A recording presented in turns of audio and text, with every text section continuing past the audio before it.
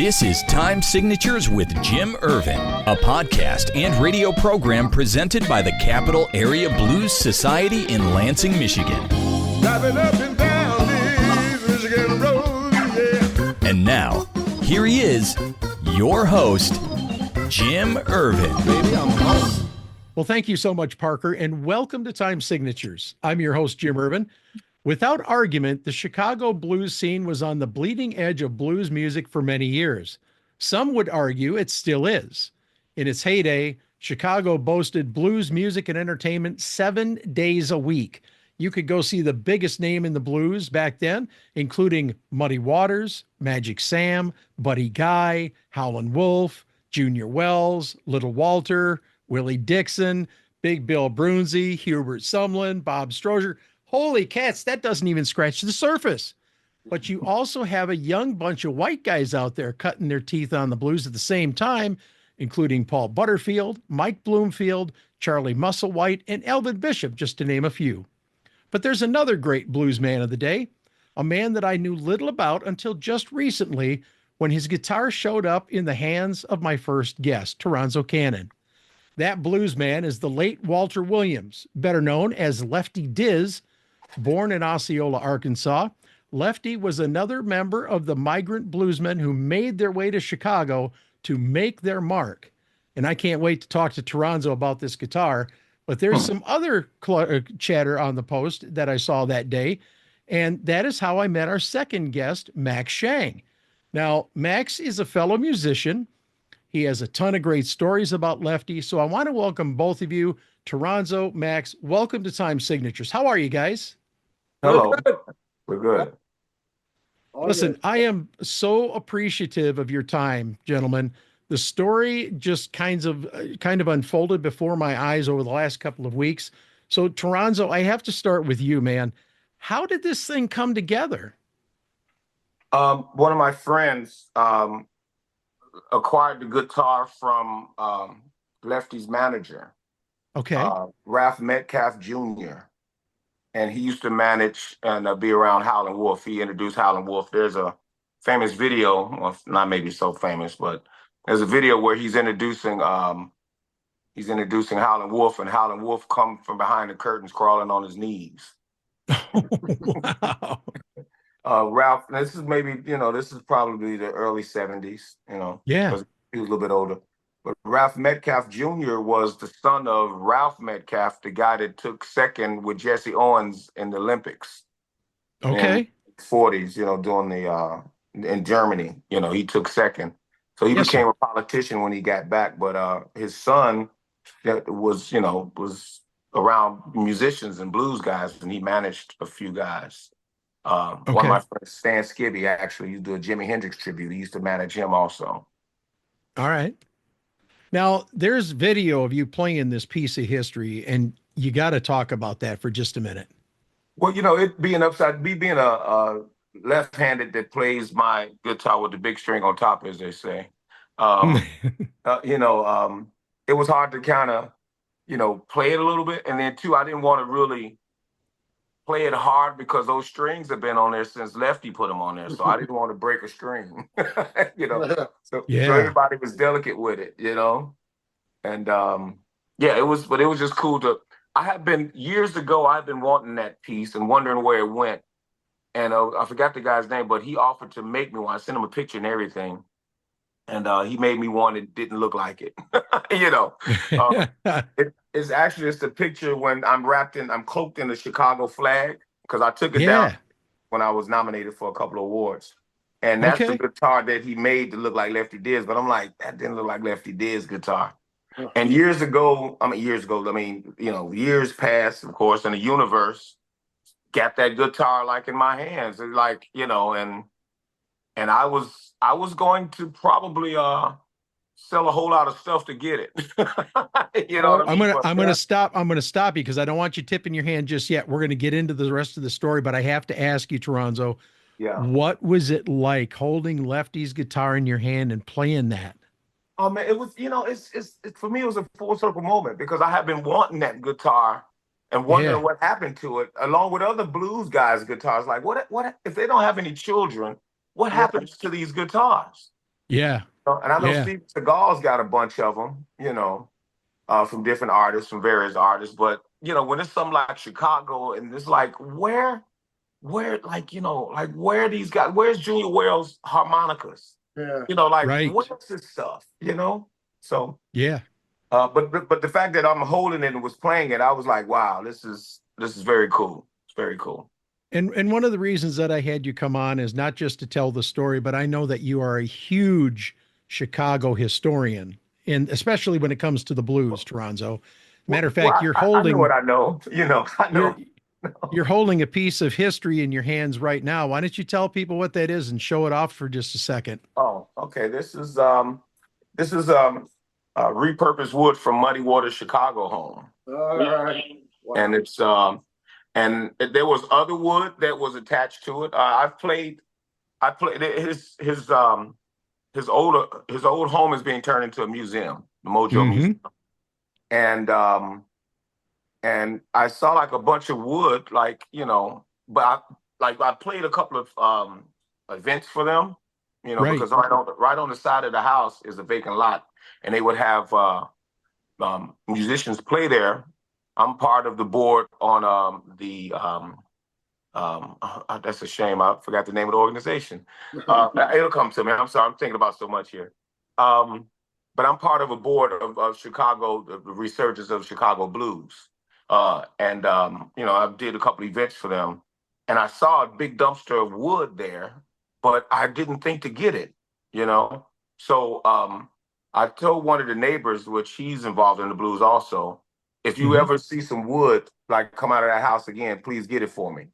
and he got it for me, and I had a good time making of it. Oh man, that's great. And that is history, baby. Yeah. It had nails in it right there, And this part you can kind of see through it. You can see through it right there, like see through the guitar. But it was some other wood attached to it, but it didn't look as old as this wood. Right. So I was like, yeah, I'm going to take that wood. You know what I mean? He has some more that I just texted him. I'm going to go pick up some more. All right. Very cool. Yeah. I want to get back to this guitar that we're talking about, because we have to talk about the Joe Bonamassa factor. I saw a post from Joe on the 11th of April, just a few days ago, that said this: been working on this one for a while. There is cool, and then there is guitar. Lefty Dizz 1966 Fender Stratocaster in original charcoal frost with a bound neck. A staple of the Chicago blues scene until his death in 1993. This was his main guitar from the time he bought it new throughout his career. He goes on to thank Rick Cruz, you, Toronzo, and others who helped bring this together. This is the guitar that it is now at Joe Glazer's shop, with Joe's promise that this guitar will see much more stage time going forward. This is a quote, than it has in the past 33 years.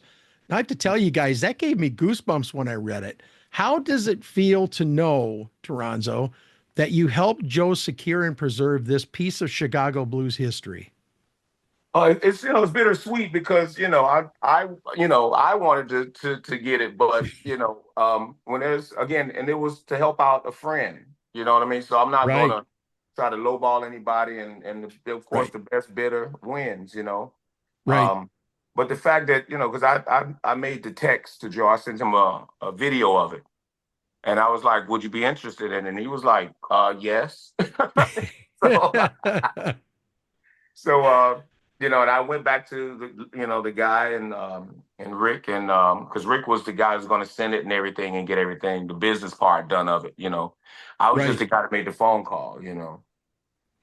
But still a big piece nonetheless. Now, Max, perhaps better known as Maximum Stratocatus. How did I get Stratocatus? Is that what it is? Stratocatus. I don't know. Stratocatus, I guess. All right.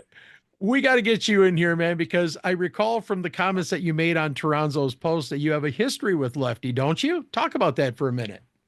Well, yeah, I did. I was hired by a restaurant here in town who was famous for their chicken wings, the Quaker Steak and Lube. I don't know if you guys know them, but anyhow, I was hired to be their talent buyer in 1985. I had just come back from a show band gig, and I needed a gig. And the guy said, "Hey, I love music. You know everybody. You know who to book. You got a good ear for." So I said, all right. So I would start getting information. Eddie Shaw wanted to play here, and Jay Ryle. I don't know if you're familiar with Jay Ryle, was booking. Yeah, Jay Ryle. Yeah. Right. Harmonica player, yeah. Oh, yeah, and Jay, he said, and a couple more days. I said, who else you got? You got some other people, Eddie's doing a great job. We love the Chicago guys coming in. Says, how about Lefty Dizz? And I said, I don't know Lefty Dizz. Now, this is like probably about 1988, 89, right in there. And I wasn't familiar with Dizz. And Jay said, well, you know what? We can have him come out. We'll have him Amtrak come out. And, if you can pick him up and your band can back him up. Well, I thought, well, this is great, man. So Lefty showed up in Youngstown, Ohio at the Amtrak station. I run over to get him. And he stayed here at my house. And right away, I said, what a character. He was just, he was a fun guy, a fun dude. He had a big, long leather trench coat on. And, Lefty dressed so hip, man, So he was here. And the club at the time, the one lounge was called the Seafood Express. So I had a good band behind him, good bass player, good drummer, myself, Okay. I rhythm guitar. And Lefty, we didn't really rehearse. People didn't rehearse too much sometimes on this kind of deals. It was the blues. I said, Lefty, what key? And he said, blues. Oh, all right. Or they say go with my voice. Yeah, right. So, we break into the tunes, and Dizz went into his showman stuff, man, playing the guitar with one hand and, tossing it up and down with one hand and between his legs. And, he was just a funny dude. He was a funny guy. He was a hell of a showman. And we like to have a couple drinks together. Lefty liked his wild turkey. He'd have a couple wild turkeys, and we'd get loosened up and have a lot of fun. We just had a lot of fun. And I kept having him come back every 3 months, every couple times a year he would come back. The Amtrak station shut down. One time he came into the bus station, and I had slept in. I was supposed to pick him up. It was some kind of mistake, I didn't get it. It was about 2 hours went by. I got a phone call. And, oh my God, I got to get over there. It was about 15 or 20 minutes away. I got over there. He's in the waiting room, and he's standing there. He says, I don't mind, but you had me hanging out with all these idiots. All these people. And they're just looking at him like, I guess we're idiots. They didn't think anything about that. So he hopped in the car and back over here.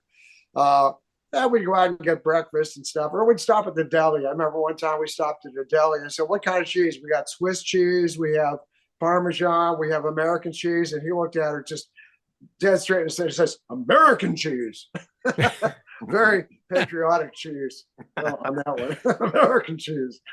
Yeah, I'd go out and have breakfast sometimes and, finish up. And the waitress would say, do you want anything else? And Lefty says, I get the boy over there another breakfast. I ate so much I couldn't hardly move when I left, man. Oh, wow. He was a lot of fun. The other side of that is sometimes I would hop on the Amtrak station.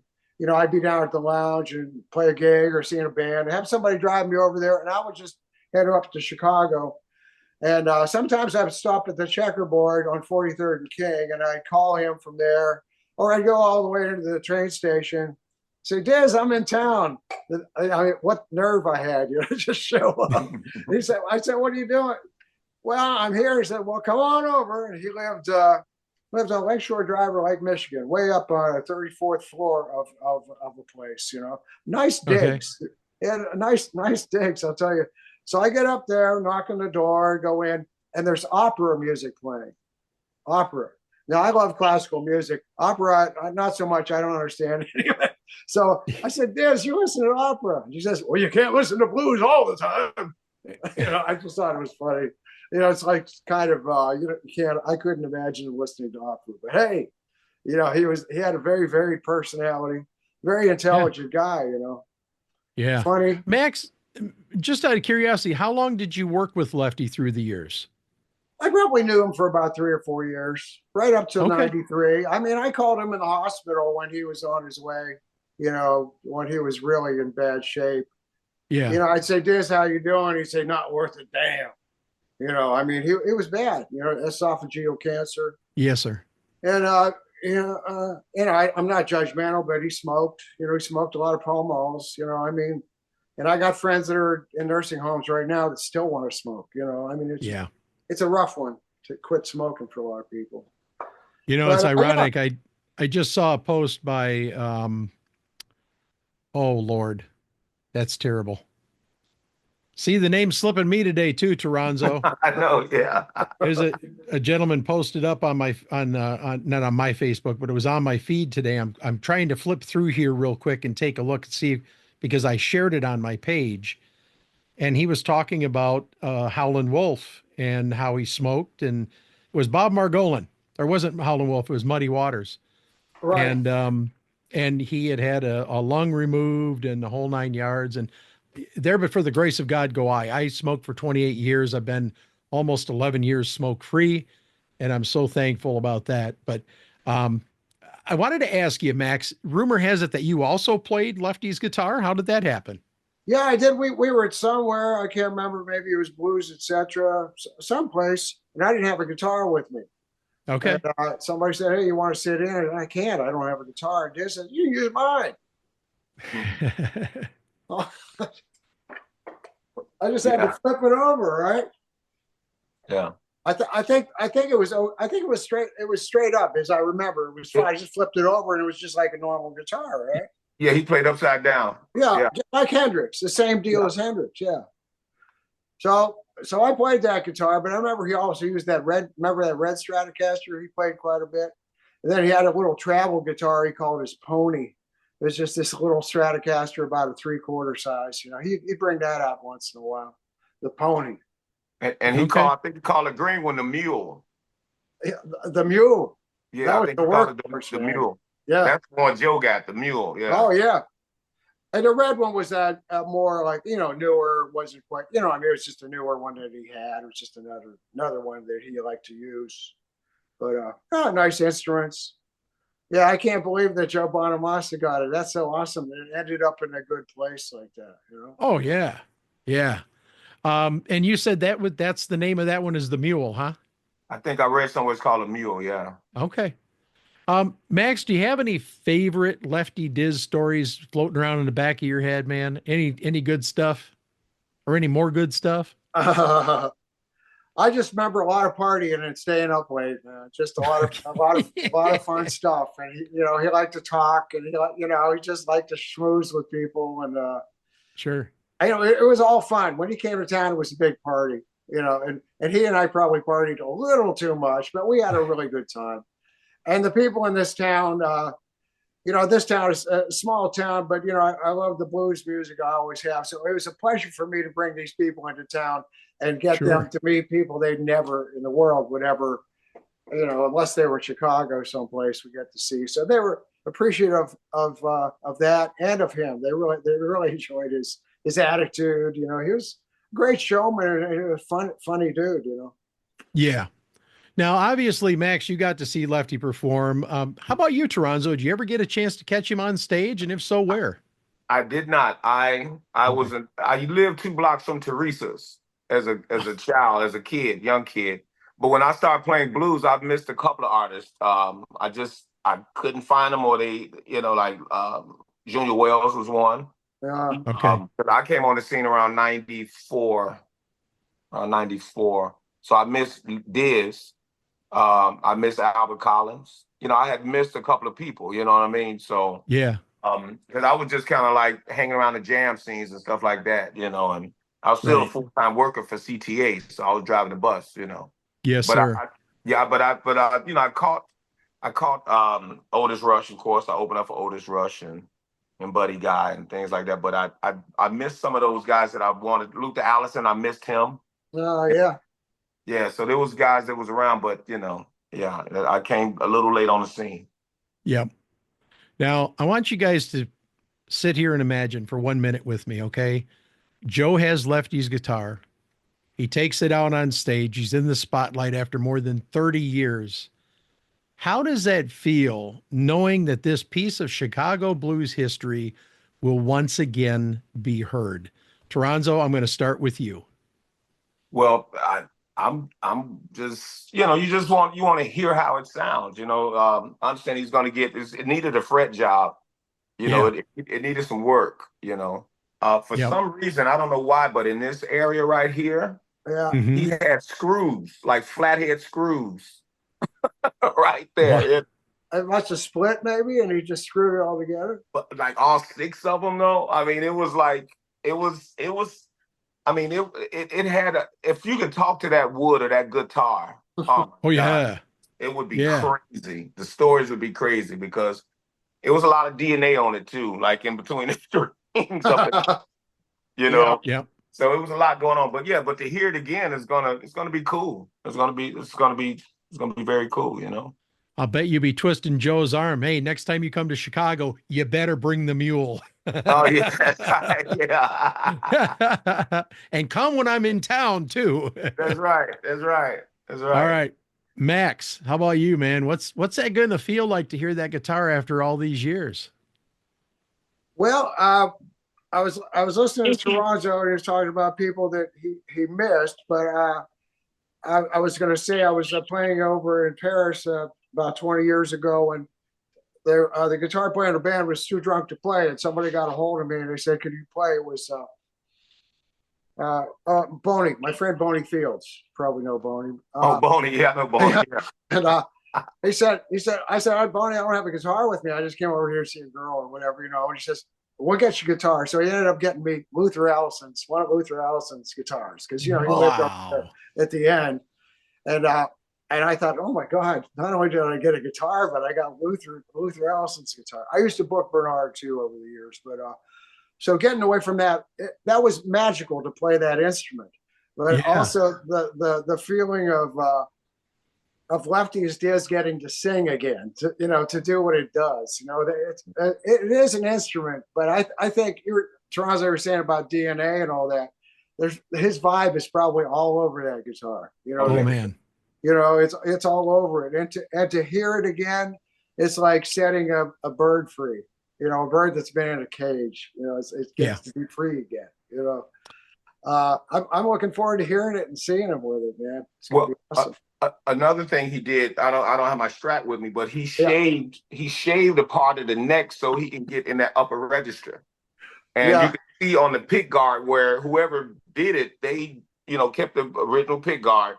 Yeah. But Okay. the horn is shaved down a little bit more so he can get to that last fret, Yeah. Wow. So, Talking about that guitar and hearing it play again reminded me of the late Johnny Bassett. His guitar is owned by a gentleman in the Detroit area now, and they just did a memorial concert, I guess, if you will. And he had the guitar with him, and Johnny Bassett's band backed him. And you want to talk about goosebumps on goosebumps, man. He comes out there and of course he's handling this guitar with all the reverence that a good musician will. But just seeing him out there playing that guitar and hearing that guitar after all those years after Johnny had passed away was really, everybody walked away. There were people walking away with tears in their eyes. It was a very moving event. So, gentlemen, I'm going to give you each a chance to share your contact information, your social media outlets. Toronzo, you know how this works, man. Max, where can folks go to learn about you, buy some merch, maybe some CDs, or book you for a gig? Well, okay. I guess Facebook is everywhere. It sure beats putting posters on telephone poles like we used to do. So I'm on Facebook. My name's Max, M-A-X, Schang, S-C-H-A-N-G. And I have a personal Facebook page, and then I have the Max Schang Band Facebook page. Also, I'm on Reverb Nation. So you can go on Reverb Nation and listen to my music. And you were saying earlier about if I have anything, I have quite a bit of original material and covers on there. So, and if you want to book me, you can just book me through, should I give out my email? Yeah, please. Go ahead. Okay. Here's my email, GUITMAX53 @Yahoo. GUITMAX53 @Yahoo. So get a hold of me for gigs or whatever. And I'm always interested in picking up some more work and traveling and meeting new people. It's great. Right on. Right If you on. get a hold of me, personal message me. I'll send you a CD. I still have some cassettes left. Wow. Hey, don't wait a minute. Wait a minute. Don't laugh. I know you'd Cassettes are coming appreciate back, man. Cassettes are coming back. All right. 8-track. I need 8-track. Track. Yeah, that'll be next, won't it? You're talking about that, but I have VHS of me and Lefty playing here. Oh, I have wow. a lot of, and I had it burned down to DVD. So now the next thing I have to have, where does it go from DVD? I don't know. YouTube. Yeah. Out of respect, I just didn't want to, put up stuff without somebody saying, "Hey, go put that up." And most people, Toronzo, people will come in and take videos of you and they'll put it up. Whether it might not be your best show. Yeah, it might not be your best show. It not be your best show, and they don't even ask you about it. What I do? Yeah. Oh, that's the tune I don't like to play, but you're videoing that one, right? Okay. Yeah. But anyhow, and since you got me going on this, I'm going to dig up that DVD because it is awesome. There's some great stuff. If there's any way possible to put that video up on YouTube, by all means do it and send us a link. We would love to see it. You got me going. I'm going to do it. I just pulled out this old LP of this. I just ordered that today on CD. 1979. Yes. And the Living Blues issue with his obit and some of his sayings in it. Toronzo, do you remember some of his sayings? I don't. Oh man, he'd get serious with you. You'd say something like, "Do you think we ought to play another 10 minutes?" You go, "Step into my office." Yeah.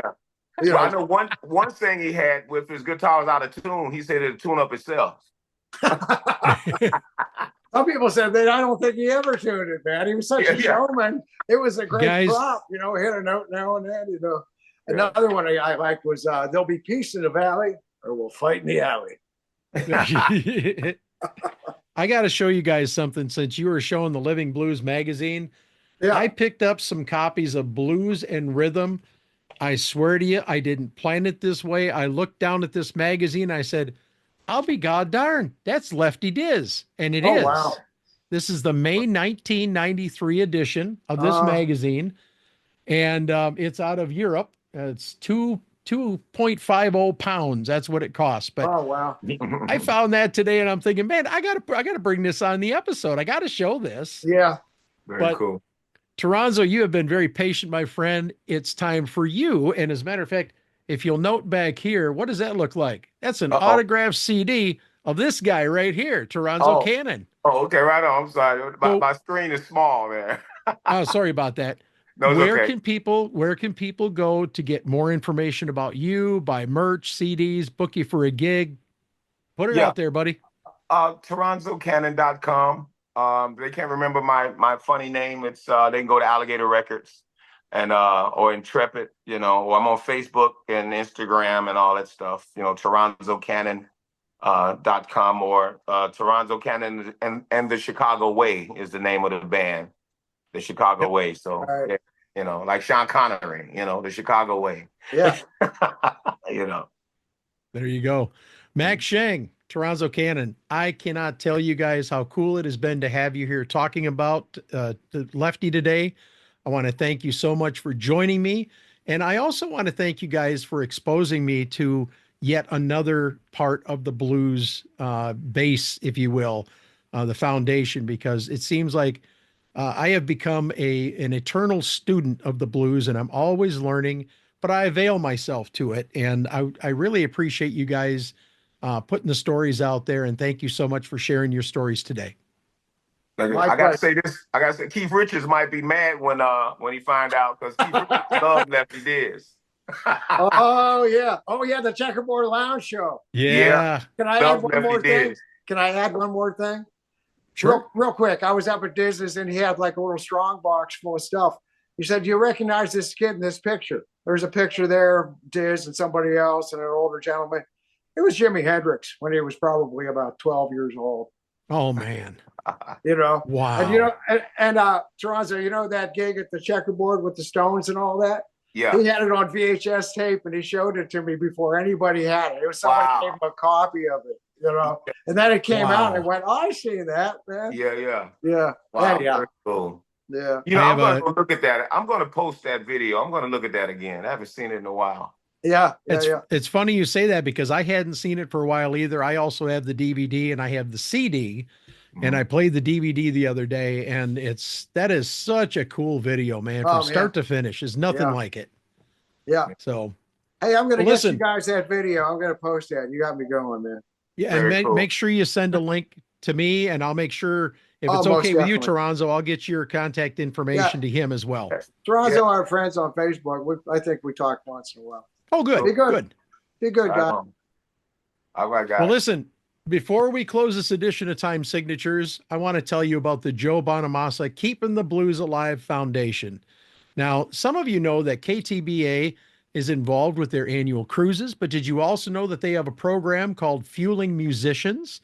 This initiative is designed to provide financial support such as food, shelter, and more to help struggling musicians, music educators, and industry professionals get back on their feet. Additionally, they also have KTBA Records, a label that has reignited the musical careers of musicians such as Dion, Joanna Connor, Larry McRae, and others. There's so much more. So please do me a favor, visit keepingthebluesalive.org today and make a tax-deductible donation. It's time and money well spent. And as always, thank you so much for your consideration. And that wraps up this edition of Time Signatures. Once again, my thanks to my guests, Max and Toronzo, but also to you, for without you, none of this would be possible.